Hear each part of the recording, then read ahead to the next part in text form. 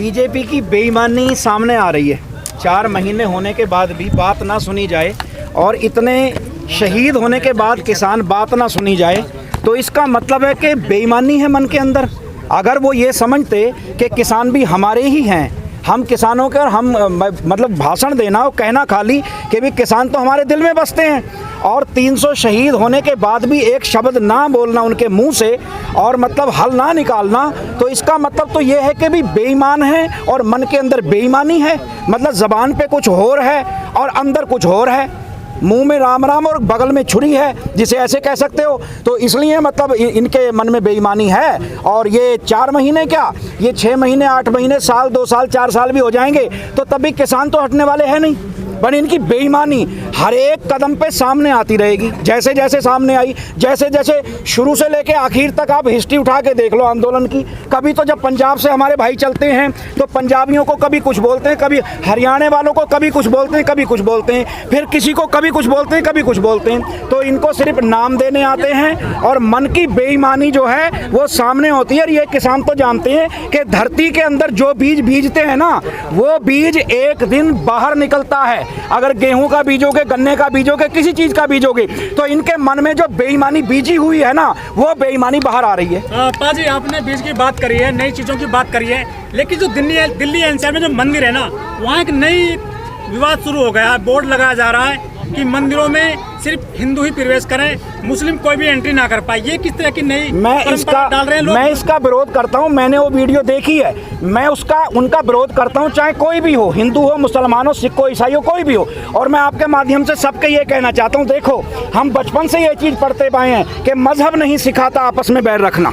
अगर कोई मजहब है, कोई भी धर्म है, कोई धर्म नहीं सिखाता, ये धर्म के ठेकेदार सिखाते हैं। जिन्होंने धर्म का ठेका लिया होता है वो इस ठेके पे अपनी रोटी सेकनी चाहते हैं। तो मैं यही कहना चाहूँगा, चाहे मंदिर हो, चाहे मस्जिद हो, चाहे गुरुद्वारा हो, चाहे गिरजाघर हो, कोई भी हो, ये हमारा भारत एक ऐसा गुलदस्ता है जिस गुलदस्ते में हर एक तरह का फूल है। यहाँ अजान की आवाज़ भी आती है, यहाँ पूजा की भी आती है, मंदिर की भी आती है, गुरुद्वारे की भी आती है। यहाँ टोपी वाला भी हमारा भाई है, पगड़ी वाला भी भाई है, तिलक वाला भी भाई है। तो हम सब खाली नारा ही लगाएंगे क्या कि हिंदू, मुस्लिम, सिख, ईसाई आपस में भाई भाई, खाली नारे तक ही सीमित रहेंगे? अगर हम खाली नारे तक सीमित रहेंगे तो हम बीजेपी से बढ़ के और कुछ भी नहीं है। फिर वही हो गया ना, जो वो खाली बोल कुछ रहे हैं और कर कुछ रहे हैं। तो इसलिए इस नफरत से मैं इसको उन ठेकेदारों से, चंद ठेकेदार, देखो कभी भी जो है, एक मैं आपके माध्यम से बात कहनी चाहता हूँ भाइयों, ध्यान से रखना। देखो मैं एक आपको शेर सुना देता हूँ, ना हिंदू हैं अच्छे, ना मुसलमान हैं अच्छे, ना सिख हैं अच्छे, ना ईसाई हैं अच्छे। थोड़ा सा आप ध्यान से सुनना, ना हिंदू हैं अच्छे, ना मुसलमान हैं अच्छे, ना सिख हैं अच्छे, ना ईसाई हैं अच्छे, दिल नेक हैं जिनके वही इंसान हैं अच्छे। दिल नेक हैं जिनके वही इंसान हैं अच्छे।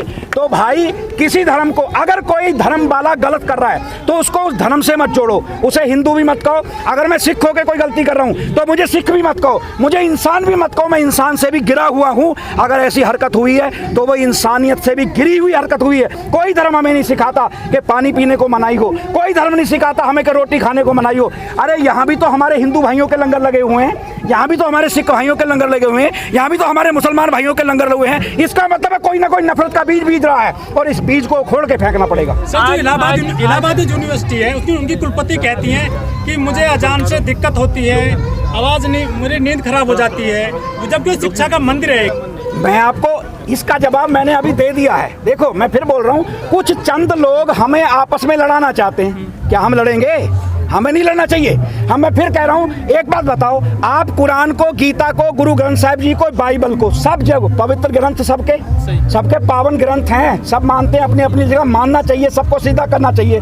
अब उनको एक जगह रख दो। आपको सवाल करता हूँ, आप पुराण, हिंदू, मुसलमान, सबके ग्रंथ, गुरु ग्रंथ साहब, सबको एक जगह रख दो, क्या वो कभी आपस में लड़ते हैं?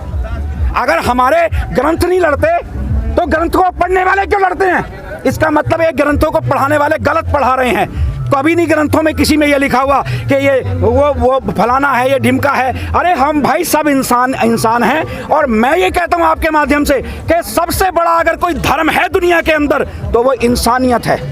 इंसानियत है। तो ये चंद लोग अगर कोर के राजान से तकलीफ हो रही है, कोई पानी पीने जा रहा है तो उसको मार रहे हैं। मैं इसकी कड़ी निंदा करता हूँ बहुत कड़ी शब्दों में। और इसी हमारे इस अज्ञानता की ही कमी से ये लोग, राजनीतिक लोग, हमें आपस में लड़ा के और भाई अपनी रोटी सेकते हैं, अपने वोट बटोरते हैं। तो हमें इसी से दूर रहना है। सरदार जी एक तरफ नारा देते हैं कि बेटी बचाओ बेटी पढ़ाओ का नारा देते हैं, और बंगाल के अंदर एक बेटी पे सारे लोग विरोध करने पहुंच गए, उन पर अटैक करने पहुंच गए। इसको आप कैसे देखते हैं? मैंने शुरू में बोल दिया,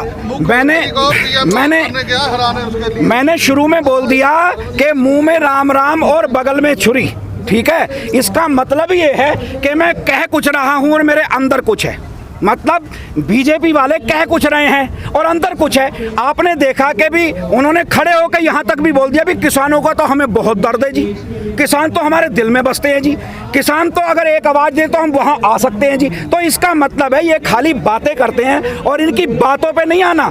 अगर ये बेटी बचाओ और बेटी पढ़ाओ का नारा देते हैं तो जब किसी गरीब की लड़की को आग के हवाले कर दिया गया, उसकी लाश उसके माता पिता को भी नहीं दी गई, तो क्या समझते हो? आपकी बच्ची हो और उस बच्ची की लाश जो है मतलब मिले ना, तो मतलब उसका जला दिया गया, तो इससे बड़ी शर्मसार घटना कोई हो सकती है? तो इसका मतलब है भाई साहब ये बोलते कुछ हैं करते कुछ हैं और इसीलिए ये देश को बर्बादी की कगार पे लेके जा रहे हैं। सर 12वें दौर की वार्ता हुई और उसमें कोई निष्कर्ष नहीं निकला। अब तो सरकार ने आपसे बात करनी भी बंद कर दी। हाँ बिल्कुल कर दे, कोई बात नहीं, सरकार हमसे बात करेगी, हम सरकार से नहीं करेंगे, ये भी बात रख लेना।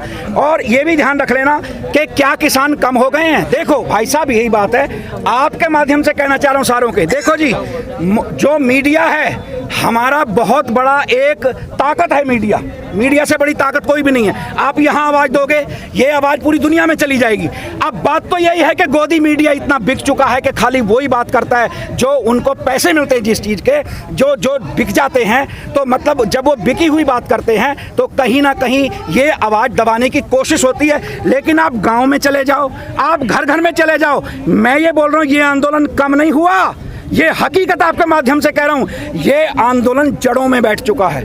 अगर माँ अपने बेटे को रोटी दे रही है ना घर पे, तो वो पूछ रही है कि बता बॉर्डर पे किसान आंदोलन में क्या हो रहा है। आज वो चीज़ हो रही है। देश का किसान परेशान है, नौजवान परेशान है, बेरोजगारी बहुत ज़्यादा, जीएसटी भी डाउन है, इतना सारा वोट बैंक है, ये सबसे बड़ा वोट बैंक है हमारे देश में। सरकार इससे डर क्यों नहीं रही है? उनको पता नहीं है कि तुम्हारा वोट बैंक छटक जाएगा हमसे। देखो ऐसा है, डर तो उनके अंदर है, कहीं ना कहीं डर बहुत है। मैं आपको बता देता हूँ, डर तो उनके अंदर बहुत है। अगर डर ना होता तो भाई साहब मोदी जी वहाँ चुनाव के लिए, इतने बड़े प्रचार के लिए पूरी ताकत वहाँ ना झोंकते, पहली बात। दूसरी बात, कहीं ना कहीं ईएम के पे भी सवाल उठता है, बिल्कुल उठाते हैं, हर एक उठा रहे हैं। उनको कहीं ना कहीं ये मालूम है कि हम सेटिंग कर लेंगे। लेकिन एक बात बताऊं, जब धीरे धीरे इतने झूठ सामने आ जाएं तो ये एक दिन जनता है, जो जनता बनाना जानती है ना, जो जनता कुर्सी पे बैठाना जानती है, वो बता देता हूँ कुर्सी पे से उठाना भी जानती है, ये याद रख लेना। सर 4 महीना आपके आंदोलन को हो गया है, कुछ हासिल हुआ है अभी तक आपको? हाँ, ये बात आपने बहुत बढ़िया की। और आप मेरे से नहीं, किसी से भी, यहाँ बच्चे से भी पूछोगे ना, इस आंदोलन ने हमें जो चीज़ दी है वो मैं भाइयों आपको बता रहा हूँ, हमें बहुत बड़ी चीज़ दी है कि यहाँ पे किसी का धर्म, किसी का मजहब, किसी की जात नहीं पूछी जा रही। हमें एकता बहुत बड़ी चीज़ दे दी। यहाँ पहले जैसे बट रहे थे कि जी ये पाकिस्तान, ये मतलब पंजाब के, ये हरियाणा के, ये उत्तर प्रदेश के, बहुत बड़ी चीज़ इस आंदोलन ने दे दी है। भारतवर्ष को इस आंदोलन ने इतनी बड़ी चीज़ दे दी है कि हम इस चीज़ को भूल चुके हैं कि कौन जाट है, कौन कौन है, कौन कौन है, हम सब एक जगह बैठ चुके हैं। इससे बड़ी ताकत, एक ऐसे बड़ी ताकत कोई नहीं होती। तो इस आंदोलन ने एका दिया है। आप भी जानते होगे, यहाँ को निकलते होगे तो कोई भाई कहता है भाई साहब आ जाओ प्रसादा छक लो, भाई साहब लंगर छक लो, भाई साहब चाय पी लो। अरे यही तो धरती पे स्वर्ग है, इससे बड़ा स्वर्ग और क्या हो सकता है? यहाँ कोई नहीं पूछ रहा। तो ये आंदोलन ने बहुत बड़ी चीज़ दे दी है कि भाई साहब एकता जो दे दी है ना, और ये एकता ही देख लेना एक दिन इनकी कुर्सी के लिए मुसीबत का कारण बनेगी। मैं गारंटी से कह रहा हूँ, अगर आप किसी से भी पूछोगे ना यहाँ, तो ये एकता हमारी बहुत बड़ी बन चुकी है। बहुत अच्छी बात हुई है, इस आंदोलन ने हमें ज़िंदगी जीने का सलीका सिखा दिया है कि ज़िंदगी कैसे जीनी चाहिए। नफरत से नहीं ज़िंदगी जी जाती, बाहें खलार के अपनी छाती के लगा के हिंदू मुसलमान सिख ईसाई को ये वो जीवन जिया जाता है। तो ये आंदोलन ने हमें बहुत बड़ी एकजुटता दी है। सर पीएम मोदी साहब है जो, यदि शिखर धवन की उंगली में चोट लगती है तो ट्वीट कर देते हैं, वो दुख व्यक्त करते हैं। लेकिन 250 किसानों की यहाँ शहादत हो गई है, 2 शब्द नहीं बोल पाए हैं वो। बिल्कुल 250 नहीं 300 से भी ऊपर किसान शहीद हो चुके हैं। आपके जानकारी के लिए बोल दूं 300 से ऊपर शहीद हो चुके हैं। मैंने यही बात बोल दी, अगर उनको किसानों का दर्द होता, अगर मेरा कोई होगा तो मेरे से मेरी राजी खुशी पूछेगा ना, मेरा दर्द पूछेगा ना। इसका मतलब है वो किसी के नहीं है, बस वो पता है किसके, हम दो हमारे दो के हैं। वो किसी के नहीं है, वो सिर्फ हम दो और हमारे दो के हैं। इसीलिए वो किसी को नहीं पूछ रहे, कोई मरे कोई जिए कोई कुछ हो, इसलिए नहीं पूछ रहे। अगर वो देश के प्रधानमंत्री होते, अगर वो सब किसानों के प्रधानमंत्री होते तो भाई साहब जरूर वो मतलब चिंता जाहिर करते, लेकिन वो हम दो और हमारे दो के हैं। वो तो बस हाथ पकड़ के यही बोलते कि वादा रहा जो तुम कहोगे मैं करता रहूँगा।